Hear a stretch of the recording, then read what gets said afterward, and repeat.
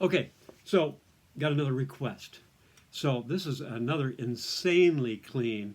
I get some of these saxophones that are, you know, 50, 70, maybe 100 years old that are just in impeccable condition.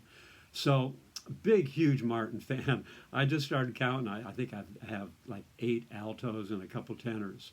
Um, so they made the Indiana, they made the Imperial, and then they made the Martin. And I think I've got them all.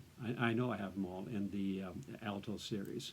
I think I have Indiana and Imperials in the tenors. So anyhow, so this was built, as far as I can tell, the factory burned down, all the records and everything were destroyed. And anyhow, so the numbers are kind of sketchy. There's a couple guys trying to put together serial numbers when they could find one with like a receipt or something like that. So this one's number 106555, 106555. And by the best chart I can find, it's like mid 30s. So, I mean, we're talking getting close to 100 years old, but the condition is just absolutely crazy. I'm guessing this was relacquered, but whoever did just an outstanding job of preserving that beautiful engraving they do. The big thing about the Martins is look at the tone holes. I mean, these things are just massive. A normal saxophone, they drill a hole and they extrude the tone hole from it with a machine, then they level it off and such. With the Martins, they drill a hole through and then solder on a tone hole that's like 4 times the thickness. And every time I check one, they're just absolutely perfect. They're perfectly flat. They seat beautifully. They're about, again, maybe a 16th of an inch thick metal, and then they're tapered up towards the pad where the pad seals. You can see here. And just absolutely marvelous way of making saxophones. I don't know anybody else. In the flute world, the student model flutes are all extruded, and the very high-end ones are all soldered on. So the flute world, they're still doing it, but I don't think anybody in the saxophone world ever did it besides then or are doing it now. It's just too expensive to do. So anyhow, just beautiful, beautiful, and it's just absolutely perfect. You know, the body and everything. It's really, really straight, beautiful nickel. They actually might have replated the nickel because it usually fogs out and everything. But so this would cost in today's money probably well over $1,000, probably close to 2,000 to do all the plating and repadding and everything. So they repadded it with just the stock style, which is just a rivet in the middle, period. No resonators whatsoever. So if somebody put resonator pads in this thing, it would just be a screamer.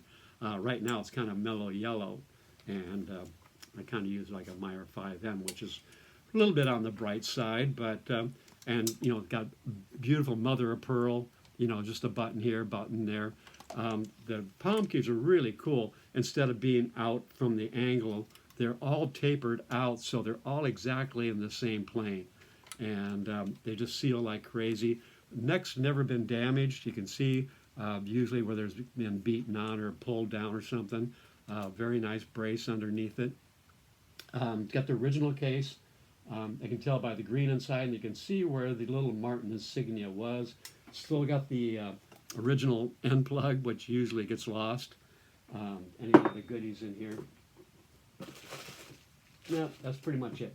But the case is in good shape. I can tell by the lashes that it's pretty much in that era. And it's only got the old leather handle that's still in good shape, which is pretty rare also. So, just check it out. I mean, it looks like brand new. And again, beautiful.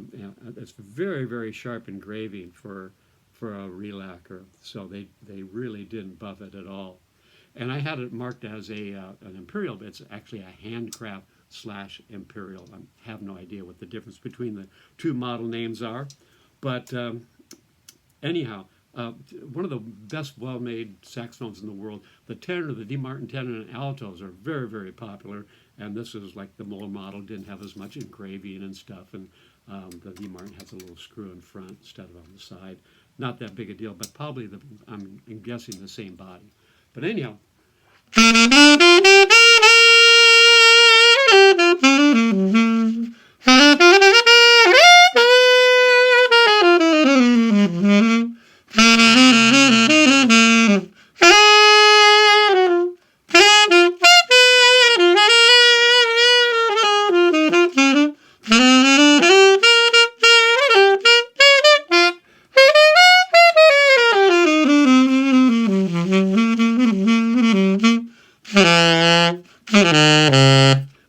used to the the newer style. So with this, usually I'm going across, but this one you go down from the B to the B flat. So it gets a little bit, getting used to on the lower keys. But once you get down there, and what I do, I don't roll to it. I basically just break my knuckle to it.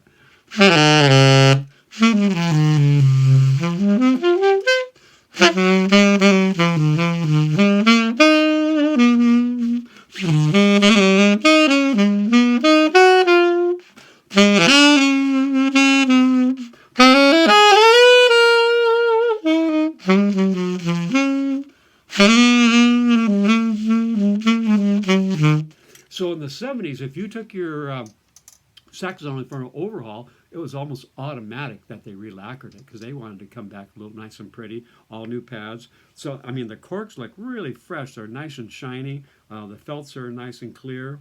Beautiful red felts on it. And again, it's just an absolutely crazy condition. The pads are in great shape and it plays great. And it just looks like it has, even with a relacquer or a replate. A friend of mine had a silver one, re-silvered, and I looked down it and it looked like a rocky road. The body was all kind of ripply down the body. And this one, again, is really, really straight. And especially like the bottom bows where it gets up the most, and again on the bell. And really, really nice. So anyhow, again, one of the best made saxophones in the world. And again, you can see like on the side keys how instead of just being pulled up, they bring it up so it's basically a flat plane across here. So it's tapered, that tone hole's tapered. And I've, only downside if it gets really, really whacked there, which is pretty rare.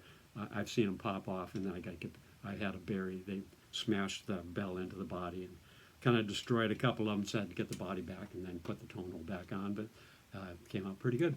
So anyhow.